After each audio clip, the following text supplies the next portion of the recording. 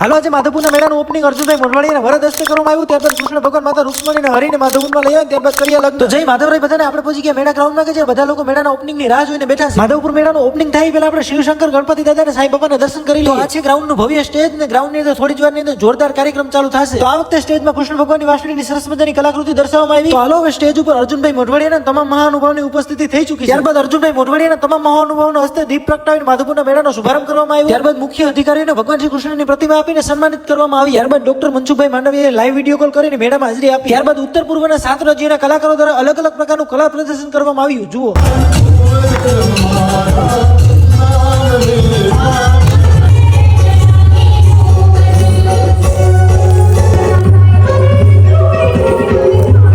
અને ત્યારબાદ ભગવાન શ્રી કૃષ્ણ માતા રૂક્ષ્મણીની ગ્રાઉન્ડમાં એન્ટ્રી થઈ. ત્યારબાદ ભગવાનના લગ્ન થયા અને ફટાકડાઓથી તો આખું માધવપુર જોમે ઉઠ્યું. તો મિત્રો આનો તમારો ફૂલ ડિટેલમાં વિડીયો જોવો હોય તો આપણી યુટ્યુબ ચેનલ મહેશ કાઠી બ્લોગને અપલોડ કરી દીધું. જોતા આવજો. નવા સરસ મજાના ઇન્ફોર્મેટિવ વિડીયો જોવા માટે આપણે આઈડી ફોલો કરી નાખજો. જય માધવરાય.